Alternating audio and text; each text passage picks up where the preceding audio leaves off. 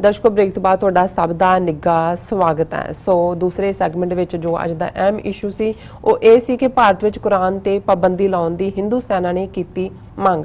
सो इस सुबराड़ साहब ने अपने बहुत ही वधिया विचार तुहाडे नाल साझे कीते। आई होप तुहानूं सारिआं नूं पसंद आए होणगे। अज जिस तरह कि फ्राइडे दा दिन है, सो असीं तुहाडीआं लिखतां फेसबुक मैसेज वो आपां साझा करन जा रहे हैं। तुसीं साडे नाल इसे तरह ही बने रहना। लिखण लई तुहाडा सब दा बहुत बहुत शुक्रिया जी। डॉक्टर साहब की कहना चाहोगे?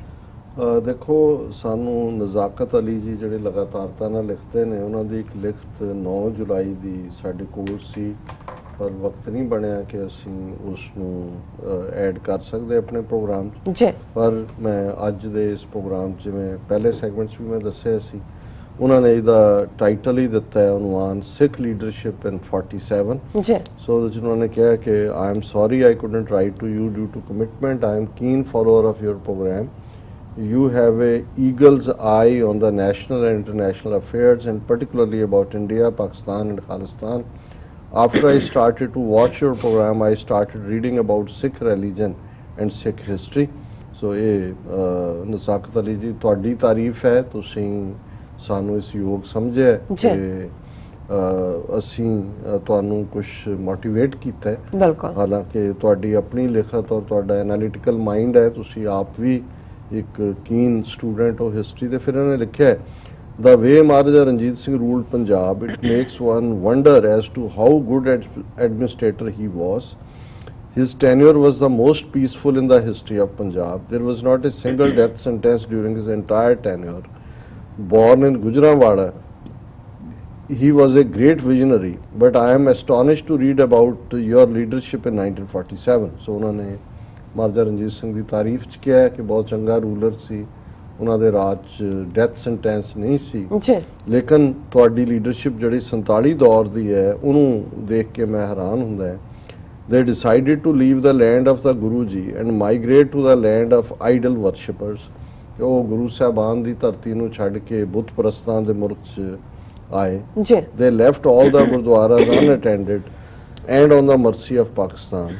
If Pakistan had Shiv Sena type organization, these gurdwaras would have disappeared from the face of earth long time ago. कि जे इत्थे भी शिव सेना वर्गियां कोई हुंदी तो फिर ये गुरुद्वारे गायब हो जाते लंबा वक्त पहला ही. If and feather in their cap happens to that Quaid-e-Azam offered them the governorship of Punjab, and Quaid-e-Azam has so strong argument against division of Punjab that Master Tara Singh had no answer to them. It is said that in one such scheduled meeting, instead of listening to Quaid, he fled from the back door before arrival of the Quaid. उन्होंने कहा कि जी उन्होंने offer भी किया सी कि तुसी governor बना लो पंजाब दा, और एक मीटिंग जिहड़ी मास्टर तारा सिंह नाल scheduled सी वो पिछले दरवाजे तो दौड़ गए और मीटिंग उन्होंने नहीं की थी. I learned through different articles that he was a school teacher. That is why he is called master. From his decisions it appears that he was blindsided either by Congress or by his inferiority complex. कि वो ਜਾਂ ਤਾਂ ਆਪਣਾ ਉਹਨਾਂ ਦਾ ਅਹਿਸਾਸ ਕਮਤਰੀ ਸੀ ਜਾਂ ਕਾਂਗਰਸ ਦੇ ਝਾਂਸਿਆਂ ਚ ਆਏ. ਔਰ it is also said that he was born in a Hindu family and that is why he chose to stay with India and abandoned all the holy shrines of Sikh religion.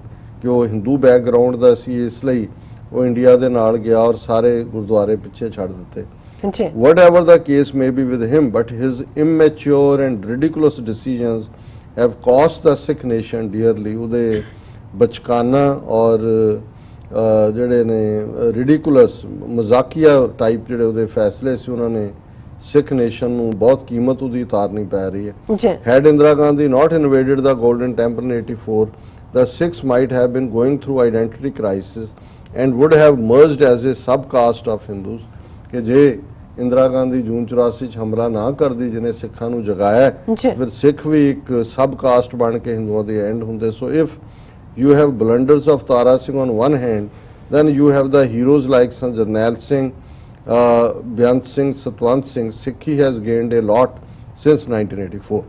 So नज़ाकत Ali जी तुहाडी लिखत ही दसदी है कि तुसी तुहाडी काफ़ी अच्छी grip है बीते पीरियड भी 20वीं सदी 47 ਦੇ ਦੌਰ 'ਚ ਕੀ ਹੋਇਆ ਔਰ ਹੁਣ ਜੂਨ 84 ਦੇ ਫੌਜੀ ਹਮਲੇ ਤੋਂ ਬਾਅਦ ਪਿਛਲੀਆਂ 4 ਦਹਾਈਆਂ ਦੇ ਵਿੱਚ ਕਿਵੇਂ ਸਿੱਖਾਂ ਦੇ ਵਿੱਚ ਇੱਕ ਅਵੇਅਰਨੈਸ ਹੈ।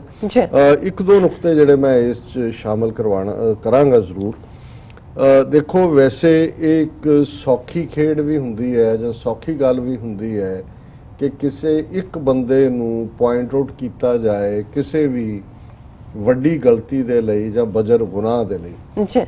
ਪਰ ਔਰ ਮੈਂ ਵੀ ਕਾਫੀ ਵਕਤ ਇਸ ਤਰ੍ਹਾਂ ਹੀ ਕਰਦਾ ਰਿਹਾ, ਪਰ ਹੁਣ ਜਦੋਂ ਲਗਭਗ 35 ਸਾਲ ਸਟਰਗਲ ਤੋਂ ਬਾਅਦ ਜੂਨ 84, ਹਾਲਾਂ ਮੈਂ ਲੇਟ 70ਵਿਆਂ ਤੋਂ ਇਨਵੋਲਵ ਹਾਂ ਕਿਸੇ ਨਾ ਕਿਸੇ ਲੈਵਲ ਤੇ, ਮੈਂ ਜੇ ਇਹਨੂੰ 40 ਸਾਲ ਵੀ ਕਹਾਂ ਤੇ ਮੇਰੀ ਟ੍ਰੇਨਿੰਗ ਮੈਂਟਲ ਥਿੰਕਿੰਗ ਦਿਨ ਰਾਤ ਇਸੇ ਨਾਲ ਹੀ ਜੁੜੀ ਰਹੀ। ਔਰ ਹੁਣ ਤਾਂ ਜ਼ਿੰਦਗੀ ਦੀ ਸੜਕ ਦੇ ਅਖੀਰਲੇ ਐਗਜ਼ਿਟ ਦੇ ਨੇੜੇ ਤੇੜੇ ਹੈ ਤੇ ਇਸ ਸਾਰੇ ਨੂੰ ਮੈਂ ਜ਼ਿਆਦਾ ਬਿਹਤਰ ਤਰੀਕੇ ਨਾਲ 47 ਦੇ ਪਰਸਪੈਕਟਿਵ ਨੂੰ ਦੇਖ ਸਕਦਾ। ਦੋ ਤਿੰਨ ਚੀਜ਼ਾਂ ਜਿਹੜੀਆਂ ਸਾਨੂੰ ਸਮਝਣ ਵਾਲੀਆਂ ਨੇ। ਭਾਰਤ ਦੇ ਵਿੱਚ 33 ਕਰੋੜ ਦੇ ਕਰੀਬ ਆਬਾਦੀ ਸੀ ਉਸ ਵੇਲੇ, ਟੋਟਲ 9 ਕਰੋੜ ਮੁਸਲਮਾਨ ਸਨ। ਬਿਲਕੁਲ। ਸਿੱਖ ਜਿਹੜੇ ਨੇ ਉਹ 7 ਜਾਂ 8 ਮਿਲੀਅਨ ਸੀ, 70 ਜਾਂ 80 ਲੱਖ ਉਹਨਾਂ ਦੀ ਆਬਾਦੀ ਸੀ। ਹੁਣ ਜੇ 9 ਕਰੋੜ ਮੁਸਲਮਾਨ ਕਾਇਦੇ ਆਜ਼ਮ ਦੀ ਕਿਆਦਤ 'ਚ ਮਹਿਸੂਸ ਕਰਦੇ ਸੀ ਕਿ ਜੇ ਅਸੀਂ ਭਾਰਤ 'ਚ ਜੁਆਇਨ ਕੀਤਾ ਤੇ ਜਿਹੜਾ ਵਰਤਾਰਾ ਇਹਨਾਂ ਦਾ ਹੈ, ਕਨਸਟੀਟਿਊਸ਼ਨ ਇਹਨਾਂ ਨੇ ਮੈਜੋਰਿਟੀ ਵੋਟ ਦੇ ਨਾਲ ਬਣਾਉਣਾ, ਬਿਲਕੁਲ, ਤੇ ਅਸੀਂ ਜਾਂ ਸਾਡਾ ਮਜ਼ਹਬ ਇਹਦੇ 'ਚ ਸੇਫ ਨਹੀਂ ਹੋਏਗਾ। ਔਰ 9 ਕਰੋੜ ਮੁਸਲਮਾਨਾਂ ਨੇ ਜਿਹੜਾ ਆਲਮੋਸਟ 1/4 ਜਾਂ 1/3 ਪੋਪੂਲੇਸ਼ਨ ਵੀ ਬਣਦੀ ਸੀ, ਉਹਨਾਂ ਨੇ ਭਾਰਤ ਦੇ ਨਾਲ ਰਹਿਣਾ। ਹਾਲਾਂਕਿ ਮੁਸਲਮਾਨ ਵੀ ਭਾਰਤ ਭਰ 'ਚ ਸਪਰੈਡ ਆਊਟ ਸੀ, ਯੂਪੀ ਬਿਹਾਰ ਤੋਂ ਲੈ ਕੇ ਸਾਊਥ ਤੱਕ। ਹੁਣ ਜੇ ਅਸੀਂ ਉਸ ਪੀਰੀਅਡ ਦੇ ਉਸ ਫੀਅਰ ਸਾਈਕੋਸਿਸ ਨੂੰ ਦੇਖੀਏ, ਜਿਹੜਾ ਇੱਕ ਡਰ ਲੋਕਾਂ ਦੇ ਵਿੱਚ ਚੱਲ ਰਿਹਾ ਸੀ, ਤੇ ਉਹਦੇ 'ਚ ਫਿਰ ਅਸੀਂ 70-80 ਲੱਖ ਸਿੱਖਾਂ ਨੂੰ ਵੀ ਫਿੱਟ ਕਰਕੇ ਦੇਖੀਏ ਕਿ 2-3 ਆਪਸ਼ਨਸ, ਹਾਲਾਂ ਇੱਕ ਆਪਸ਼ਨ ਤਾਂ ਜ਼ਾਹਰ ਹੈ ਆਜ਼ਾਦ ਸਿੱਖ ਸਟੇਟ ਦੀ ਜਿਹਦੀ ਅਸੀਂ ਵੀ ਗੱਲ ਕਰਦੇ ਹਾਂ ਅੱਜ, ਪਰ ਜੇ ਤੁਸੀਂ ਉਸ ਗੱਲ ਨੂੰ ਸਮਝਣ ਲਈ ਜਾਂ ਆਪਣਾ ਕੇਸ ਪ੍ਰੈਜ਼ੈਂਟ ਕਰਨ ਦੇ ਲਈ ਜਾਂ ਤਾਂ ਕਾਇਦੇ ਆਜ਼ਮ ਵਰਗਾ ਇੰਟੈਲੈਕਟ ਹੁੰਦਾ, ਬਿਲਕੁਲ, ਗਾਂਧੀ, ਨਹਿਰੂ, ਪਟੇਲ, ਕਾਇਦੇ ਆਜ਼ਮ ਸਭ ਲੰਡਨ ਰਿਟਰਨਡ ਵਕੀਲ ਟੌਪ ਦੇ। ਮਾਸਟਰ ਤਾਰਾ ਸਿੰਘ ਕੋਈ ਅਨਪੜ੍ਹ ਨਹੀਂ ਸੀ ਜਾਂ ਸਿਰਫ ਉਹ ਪ੍ਰਾਇਮਰੀ ਟੀਚਰ ਇਸ ਲਈ ਨਹੀਂ ਸੀ ਕਿ ਵੀ ਉਹਦੀ ਐਜੂਕੇਸ਼ਨ ਪ੍ਰਾਇਮਰੀ ਸੀ। ਉਸ ਜ਼ਮਾਨੇ 'ਚ BA ਹੋਣਾ ਵੱਡੀ ਗੱਲ ਸੀ। ਔਰ ਉਹ ਖਾਲਸਾ ਕਾਲਜ ਅੰਮ੍ਰਿਤਸਰ ਤੋਂ BA ਸੀ, ਹਾਕੀ ਟੀਮ ਦਾ ਕੈਪਟਨ ਵੀ ਸੀ। ਇਹਦੇ 'ਚ ਕੋਈ ਸ਼ੱਕ ਨਹੀਂ ਹੈ ਕਿ 16-17 ਸਾਲ ਦੀ ਉਮਰ 'ਚ ਉਹਨੇ ਸਿੱਖ ਧਰਮ ਦੇ ਵਿੱਚ ਉਹ ਸ਼ਾਮਲ ਹੋਇਆ। ਜੜ੍ਹਾਂ ਜ਼ਰੂਰ ਹਿੰਦੂਤਵਾਦ ਸੀ, ਪਰ ਇਹ ਟ੍ਰੈਂਡ ਉਦੋਂ ਸੀ 20ਵੀਂ ਸਦੀ 'ਚ ਹੋਰ ਵੀ ਜਿਹੜੇ ਨੇ ਉਸ 'ਚੋਂ ਆਏ। ਰਾਦਰ ਕਈ ਮਾਮਲਿਆਂ 'ਚ ਕੋਈ ਇੱਕ ਜਨਰੇਸ਼ਨ 2 ਜਨਰੇਸ਼ਨਾਂ ਪਹਿਲਾਂ ਸੀ, ਕੋਈ 3 ਜਨਰੇਸ਼ਨਾਂ ਪਹਿਲਾਂ ਹੋਏਗਾ। ਸੋ ਉਹਨੂੰ ਇਸ ਗੱਲ ਨੂੰ ਬਹੁਤ ਵੱਡਾ, ਜਿਵੇਂ ਹੁਣ ਇੱਕ ਦੀ ਵੀਡੀਓ ਵੀ ਕਿ ਜੀ ਉਹਦੇ ਸ਼ਿਵਾਲਾ ਬਣਿਆ ਹੋਇਆ ਘਰ 'ਚ ਹੀ ਹੈ, ਉਹ ਮੈਂ ਇਹਨੂੰ ਇਸ ਐਂਗਲ ਤੋਂ ਨਹੀਂ ਦੇਖਦਾ।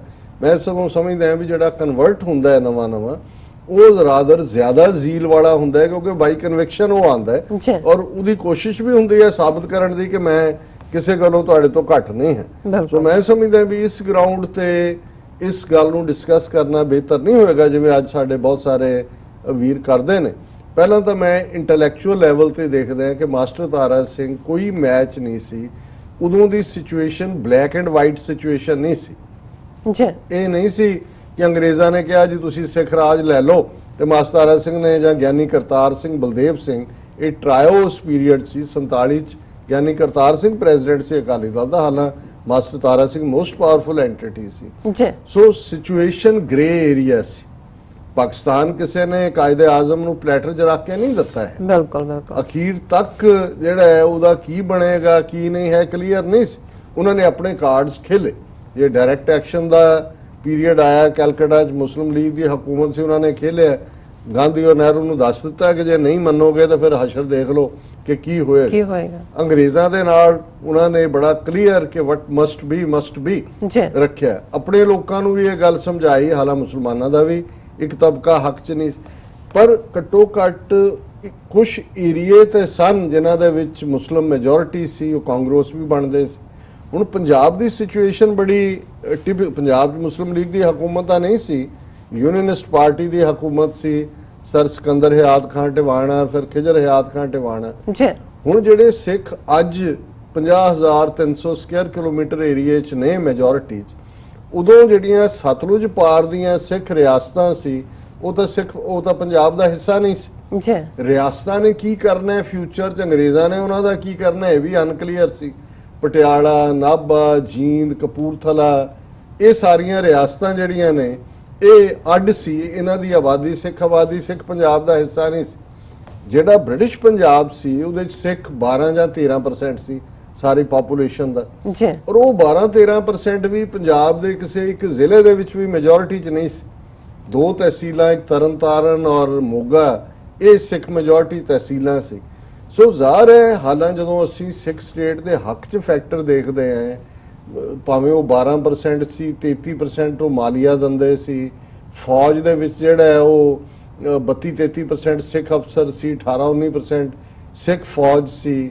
ਗੁੱਡਵਿਲ ਸੀ ਸਿੱਖਾਂ ਦੇ ਲਈ। 1849 'ਚ ਸਿੱਖਾਂ ਦਾ ਰਾਜ ਅੰਗਰੇਜ਼ਾਂ ਨੇ ਖੋਇਆ ਹੋਇਆ ਸੀ ਔਰ ਉਸ ਸਾਰੇ ਹਾਲਾਤ 'ਚ ਲੀਡਰਸ਼ਿਪ ਦਾ ਕੰਮ ਹੁੰਦਾ ਹੈ ਕਿ ਜਿਹੜੇ ਪੋਜ਼ਿਟਿਵ ਫੈਕਟਰ ਨੇ ਉਹਨਾਂ ਨੂੰ ਆਪਣੇ ਹੱਕ 'ਚ ਭੁਗਤਾ ਕੇ ਤੁਸੀਂ ਕੀ ਇੱਕ ਮਾਡਲ ਦੂਜਾ ਮਾਡਲ ਦਿੰਦੇ ਹੋ ਜਿਹਨੂੰ ਤੁਸੀਂ ਪੋਲੀਟੀਕਲ ਰਿਐਲਿਟੀ 'ਚ ਕਨਵਰਟ। ਉਸ ਲੈਵਲ ਦੀ ਪਹਿਲੀ ਗੱਲ ਤਾਂ ਜਿਹੜੀ ਇੰਟੈਲੈਕਚੁਅਲ ਟੋਟਲ ਕਲੈਪਸ ਸੀ, ਉਸ ਸਿਚੁਏਸ਼ਨ 'ਚ ਸਿੱਖਾਂ ਦੇ ਹੱਕ 'ਚ ਕੋਈ ਗੱਲ ਉਹਨਾਂ ਮੁਤਾਬਕ ਜਾਂਦੀ ਸੀ ਕਿ ਭਾਰਤ ਡਿਵਾਈਡ ਨਾ ਹੋਏ। ਸਿੱਖ ਸਾਰੇ ਪਾਸੇ ਸੀ, ਉਹਨਾਂ ਦੇ ਕੋਲ ਖੁਸ਼ਹਾਲ ਵੀ ਸੀ, ਲੇਕਿਨ ਉਹ ਇਹ ਨਹੀਂ ਸਮਝ ਸਕੇ ਵੀ ਅੰਗਰੇਜ਼ਾਂ ਨੇ ਜਾਂ ਕਾਂਗਰਸ ਨੇ ਅਲਟੀਮੇਟਲੀ ਵੰਡ ਦੇਣਾ ਦੇਸ਼ ਨੂੰ। ਜੇ ਉਹ ਹੋਇਆ ਉਹਦੇ 'ਚ ਤੁਹਾਡੇ ਹੱਕ ਕਿੱਥੇ ਮਹਿਫੂਜ਼ ਨੇ? ਇਹ ਨਹੀਂ ਵੀ ਉਹਨਾਂ ਨੇ ਆਪਣਾ ਸਿੱਖ ਸਟੇਟ ਦਾ ਕਲੇਮ ਪ੍ਰੋਪਰਲੀ ਪ੍ਰੈਜ਼ੈਂਟ ਨਹੀਂ ਕੀਤਾ ਜਾਂ ਪਾਕਿਸਤਾਨ ਜਾਂ ਗੁਰਦੁਆਰੇ ਛੱਡੇ।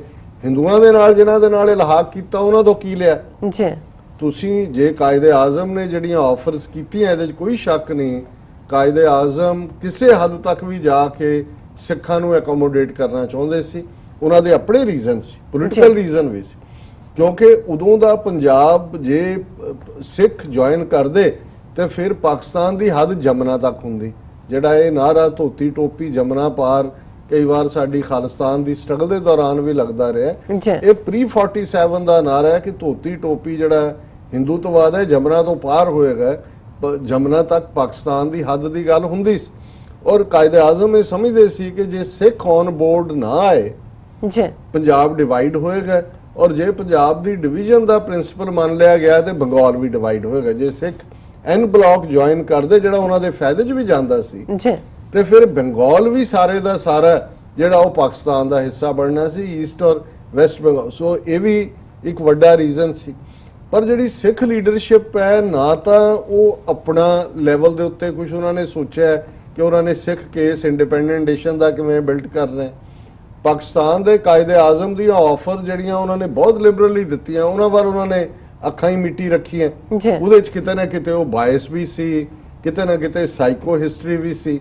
ਇਹਦੇ 'ਚ ਕੋਈ ਸ਼ੱਕ ਨਹੀਂ ਹੈ ਕਿ ਸਾਈਕੋ ਹਿਸਟਰੀ ਵੀ, ਕਿਉਂਕਿ 18ਵੀਂ ਸਦੀ ਹੈ ਔਰ ਦੂਸਰੇ 'ਚ ਜਿਸ ਕਿਸਮ ਦੇ ਹਾਲਾਤ ਹਿੰਦੂਆਂ ਨੂੰ ਅਜੇ ਦੇਖਿਆ ਨਹੀਂ ਸੀ ਹੋਇਆ ਰੂਲਰ ਦੇ ਤੌਰ ਤੇ ਇਹ, ਲੇਕਿਨ ਈਵਨ ਹਿੰਦੂ ਲੀਡਰਸ਼ਿਪ ਦੇ ਨਾਲ ਵੀ ਉਹਨਾਂ ਨੇ ਕੋਈ ਨੈਗੋਸ਼ੀਏਟ ਨਹੀਂ ਕੀਤਾ ਕਿ ਜੀ ਪਾਕਿਸਤਾਨ ਦੇ ਬਾਨੀ ਕਾਇਦੇ ਆਜ਼ਮ ਸਾਨੂੰ ਇਹ ਦਿੰਦੇ ਨੇ, ਤੁਸੀਂ ਦੱਸੋ ਕੀ ਦਿੰਦੇ ਹੋ, ਅਸੀਂ ਤੁਹਾਨੂੰ ਜੁਆਇਨ ਕਰੀਏ ਕਿ ਉਹਨਾਂ ਨੂੰ ਕਰੀਏ ਜੇ ਇੰਡੀਪੈਂਡੈਂਟ। ਸੋ ਇਸ ਲੈਵਲ ਦੇ ਉੱਤੇ ਉਹ ਟੋਟਲੀ ਕਲੈਪਸ ਹੋਏ। ਬਟ ਰੀਜ਼ਨ ਕੁਝ ਵੀ ਹੋਏ, ਐਂਡ ਰਿਜ਼ਲਟ ਉਹੀ ਹੈ ਜਿਹਨੂੰ ਇੱਕ ਸ਼ੇਅਰ 'ਚ ਅਕਸਰ ਮੈਂ बयान कर दें कि वो वक्त भी देखा तारीख की घड़ियों ने जब लम्हों ने खता की सदियों ने सजा पाई। 72 साल बाद भी असी उस हिंदुत्वी गुलामी दे विच जकड़े हुए हैं और नज़ाकत अली जी का बहुत बहुत शुक्रिया। और क्योंकि आज असी मैसेज भी साडे कोल जी काफी ने जी और 5 शेयर करन जा रहे हैं। असी सब दा फिर दोबारा शुक्रिया अदा करदे हां। Syed Shabir I think Sabir Shah ji san likhde ne, Sikhs are already loved by Pakistanis and always found them friendly, funny and frank, somewhat considered Khalistan as a separate entity away from India. So Bikar Singh san likhde ne, Kashmir vich नौजवानां नूं मारिया जा रहा है India सरकार वालों। Indian सरकार वालों उन्होंने कहा। भाई गुरमीत सिंह बब्बर जी साल लिखते हैं, ब्राह्मणों के जुलम सिखरां ते ने उन्नाव केस ते सुप्रीम कोर्ट ने डायरैक्शन दिती है। ਕੁਛ ਨਹੀਂ ਹੋਣਾ। ਜਿਹੜੇ ਪਹਿਲੇ ਜੋ ਨਿਰਭਇਆ ਕੇਸ 'ਚ ਹੋਇਆ ਹੈ, ਦੂਜਿਆਂ 'ਚ ਹੋਇਆ ਹੈ, ਇਹ ਰੌਲਾ ਪੈ ਗਿਆ, ਬੀਬੀਆਂ ਸੜਕਾਂ ਤੇ ਨਿਕਲ ਆਈਆਂ, ਸੁਪਰੀਮ ਕੋਰਟ ਆ ਗਿਆ, ਸਾਰੇ 40% ਕ੍ਰਿਮੀਨਲ ਪਾਰਲੀਮੈਂਟ 'ਚ ਬੈਠੇ ਨੇ, ਬੀਜੇਪੀ ਦੇ ਅਸੈਂਬਲੀਆਂ 'ਚ ਬੈਠੇ ਨੇ, ਗੁੰਡਾ ਦਿੱਤਿਆਨਾਥ ਯੋਗੀ ਯੂਪੀ ਦਾ ਚੀਫ ਮਿਨਿਸਟਰ ਹੈ। ਇਨਸਾਫ ਕਿਹਨੂੰ ਦੇਣਾ ਹੈ? ਬਿਲਕੁਲ।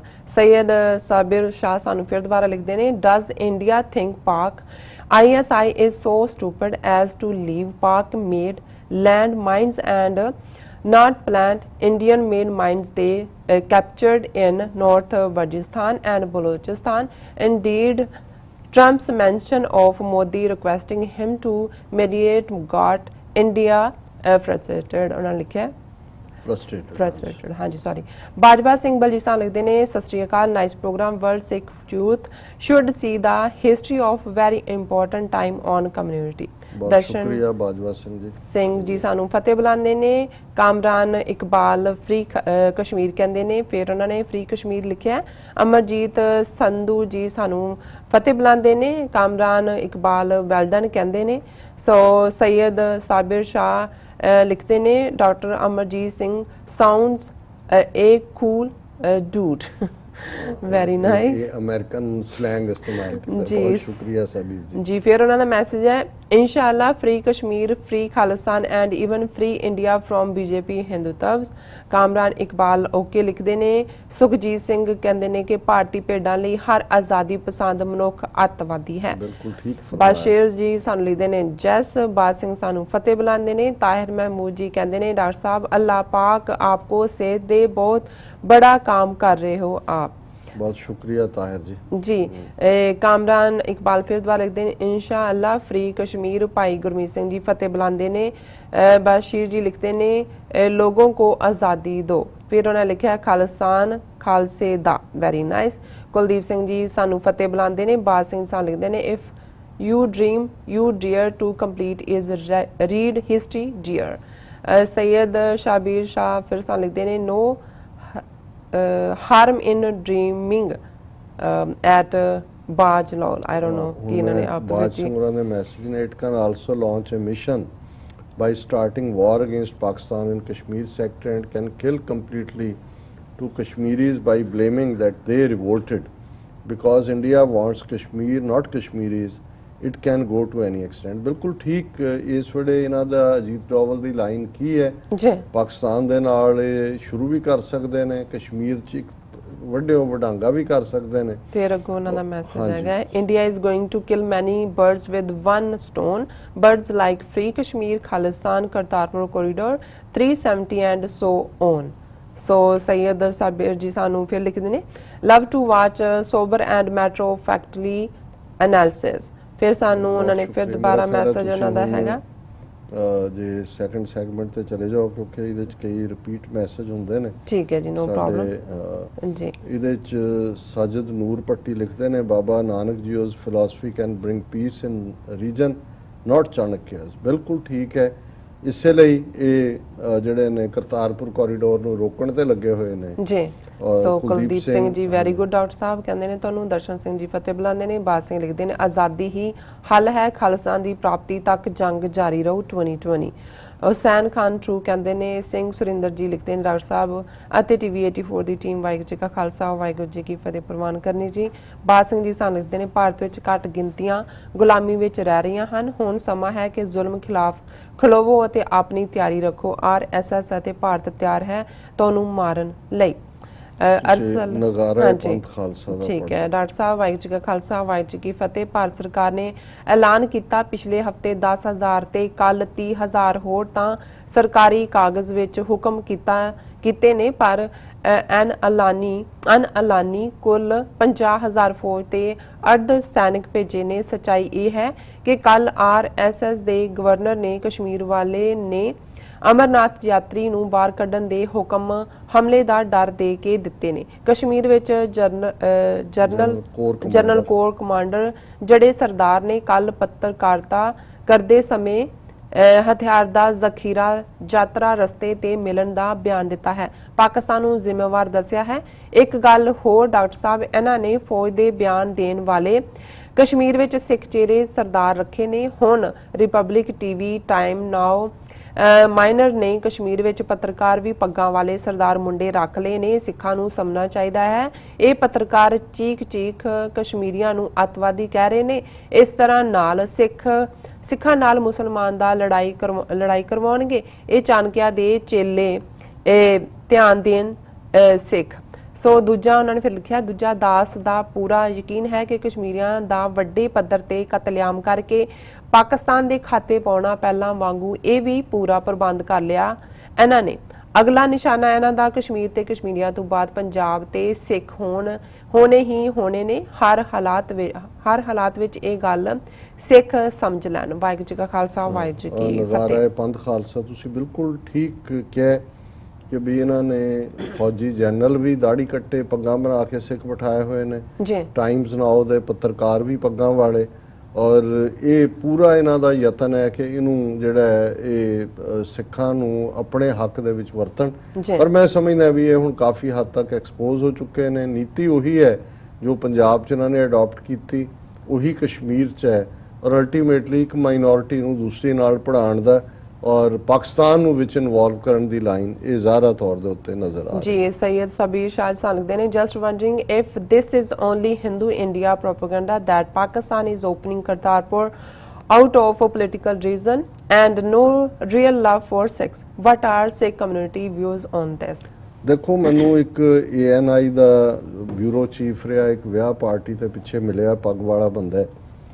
ਔਰ ਉਹਨੇ ਕਿਉਂਕਿ ਜ਼ਾਹਰ ਹੈ ਭਾਵੇਂ ਸਿਰ ਤੇ ਪੱਗ ਵੀ ਹੋਏ, ਪਰ ਜਦੋਂ ਤੁਸੀਂ ਕੰਮ ANI ਔਰ ਦੂਜਿਆਂ ਨਾਲ ਕਰਦੇ ਹੋ ਤਾਂ ਹਿੰਦੂਤਵੀ ਵਿਊ ਪੁਆਇੰਟ ਹੀ ਪਾਕਿਸਤਾਨ ਦੀ ਗੱਲ ਚੱਲਦੀ ਗੁਰਦੁਆਰਿਆਂ ਦੀ। ਉਹਨਾਂ ਨੇ ਕਿਹਾ ਕਿ ਜੀ ਇਹ ਕੋਈ ਪਾਕਿਸਤਾਨ ਜਿਹੜਾ ਗੁਰਦੁਆਰੇ ਖੋਲ ਰਿਹਾ ਕੋਈ ਸਿੱਖਾਂ ਨਾਲ ਹਮਦਰਦੀ ਨਹੀਂ, ਇਹ ਰਿਲੀਜੀਅਸ ਟੂਰਿਜ਼ਮ ਲਈ। ਤੇ ਮੈਂ ਕਿਹਾ ਵੀ ਕੋਈ ਗੁਨਾਹ ਹੈ ਰਿਲੀਜੀਅਸ ਟੂਰਿਜ਼ਮ? ਫਿਰ ਉਹ ਚੁੱਪ। ਮੈਂ ਕਿਹਾ ਜੇ ਉਹਨਾਂ ਦਾ ਰਿਲੀਜੀਅਸ ਟੂਰਿਜ਼ਮ ਵੀ ਬਣੇ, ਜਾਣ ਲੋਕ, ਔਰ ਸਾਡਾ ਹੈਰੀਟੇਜ ਸੇਫ ਹੋਏ, ਗੁਰਦੁਆਰੇ ਖੁੱਲਣ, ਸਵੇਰੇ ਸ਼ਾਮ ਰੱਬ ਦੀ ਇਬਾਦਤ ਹੋਏ, ਤੇ ਇਹ ਕੋਈ ਗੁਨਾਹ ਹੈ? ਸੋ ਮਤਲਬ ਇਹ ਮਾਈਂਡ ਸੈਟ ਹੈ, ਕਿਉਂਕਿ ਇਹ ਪ੍ਰੋਪੇਗੈਂਡਾ ਕਰਨਾ ਕਿ ਜਿਹਦੇ ਪੋਲੀਟੀਕਲ ਰੀਜ਼ਨਸ ਨੇ। ਨਹੀਂ, ਪੋਲੀਟੀਕਲ ਰੀਜ਼ਨਸ ਵੀ ਹੋਣ, ਮਨ ਵੀ ਲੌਬੀ ਹੋਣ ਵੀ, ਉਹ ਵੀ ਅਮਨ ਦੇ ਨੇ। ਜੋ ਕਰਤਾਰਪੁਰ ਕੋਰੀਡੋਰ ਖੋਲਦੇ ਨੇ, ਦੋਨੋਂ ਕੌਮਾਂ, ਦੋਨੋਂ ਪੰਜਾਬ, ਦੋਨੋਂ ਮੁਲਕ ਅਲਟੀਮੇਟਲੀ ਜਿਹੜੇ ਨੇ ਉਹ ਇੱਕ ਪੇਜ ਤੇ ਆਉਂਦੇ ਨੇ, ਇਹ ਕੋਈ ਮਾੜੀ ਗੱਲ ਹੈ? ਮਾੜੀ ਗੱਲ ਹੈ। ਦੇਖੋ, ਸੋ ਮੈਂ ਸਮਝਦਾ ਵੀ ਸਾਨੂੰ ਵੀ ਇਹ ਹੋ ਕੇ ਨਹੀਂ ਜੀ, ਇਹ ਬਿਲਕੁਲ ਪਾਕਿਸਤਾਨ ਇੱਕ ਨੇਸ਼ਨ ਹੈ, ਉਹਨਾਂ ਨੇ ਆਪਣਾ ਇੰਟਰਸਟ ਦੇਖਣਾ। ਉਹਨਾਂ ਦੇ ਇੰਟਰਸਟ ਕੀ ਹੈ? ਉਹ ਉਥੋਂ ਇੰਡੀਅਨ ਸਪਾਈ ਲਿਆ ਕੇ ਤਾਂ ਨਹੀਂ, ਉਹਨਾਂ ਨੇ ਪੱਗਾਂ ਵਾਲੇ ਬਣਾ ਕੇ ਆਪਣੀ ਉਹਨਾਂ ਨੇ ਜਿਹੜੀ ਹੈ ਉਹ ਨੈਸ਼ਨਲ ਸਿਕਿਉਰਿਟੀ ਨੂੰ ਥ੍ਰੈਟਨ ਕਰ। ਇਹਦੇ ਬਾਵਜੂਦ ਉਹ ਇੰਨਾ ਵੱਡਾ ਰਿਸਕ ਲੈ ਰਹੇ ਨੇ। ਜੋ ਮੰਗ ਕਰਦੇ ਨੇ ਸਿੱਖ ਉਹ ਪੂਰੀ ਕਰਦੇ ਨੇ। ਅਸੀਂ ਘੱਟੋ ਘੱਟ ਇਸ ਪ੍ਰੋਪੇਗੈਂਡੇ ਚੋਂ ਨਿਕਲੀਏ। ਔਰ ਇਹਦੇ 'ਚ ਕੋਈ ਸ਼ੱਕ ਨਹੀਂ ਹੈ ਕਿ ਮੌਜੂਦਾ ਪਾਕਿਸਤਾਨ ਦੀ ਹਕੂਮਤ ਔਰ ਆਵਾਮ ਤਾਂ ਪਹਿਲੇ ਦਿਨ ਤੋਂ ਹੀ ਜਿੰਨੀ ਮੁਹੱਬਤ ਸਿੱਖਾਂ ਲਈ ਪਾਕਿਸਤਾਨੀ ਆਵਾਮ 'ਚ ਹੈ, ਮੈਨੂੰ ਨਹੀਂ ਲੱਗਦਾ ਦੁਨੀਆ ਦੇ ਕਿਸੇ ਖਿੱਤੇ 'ਚ ਵੀ ਜਿੱਥੇ 100 ਸਾਲ ਸਾਨੂੰ ਆ ਕੇ ਬੈਠਿਆਂ ਹੋ ਗਏ ਨੇ, ਇਹਨਾਂ ਨਾਲ ਵੀ ਤੁਸੀਂ ਠੀਕ ਹੈ ਇੱਕ ਸਿਸਟਮ 'ਚ ਅਸੀਂ ਵੜ ਗਏ ਹਾਂ, ਉਹ ਵੀ ਡਿਸਕ੍ਰਿਮੀਨੇਸ਼ਨ ਨਹੀਂ ਕਰ ਸਕਦੇ ਜਾਂ ਕਰਦੇ ਵੀ ਨਹੀਂ ਜਿੱਥੇ ਜ਼ੋਰ ਲੱਗਦਾ। ਪਰ ਜਿਹੜੀ ਕੁਦਰਤੀ ਮੁਹੱਬਤ ਹੈ ਉਹ ਸਿਰਫ ਤੇ ਸਿਰਫ ਪਾਕਿਸਤਾਨ ਦੇ ਲੋਕ ਹੀ ਸਿੱਖਾਂ ਦੇ ਨਾਲ ਕਰਦੇ। ਜੀ ਡਾਕਟਰ ਸਾਹਿਬ, ਇੱਥੇ ਲੈਣੇ ਬ੍ਰੇਕ। ਵਿਊਅਰਸ, ਇਸ ਤਰ੍ਹਾਂ ਬਣੇ ਰਹਿਣਾ, ਮਿਲਦੇ ਹਾਂ ਛੋਟੇ ਜਿਹੇ ਵਕਫੇ ਤੋਂ ਬਾਅਦ।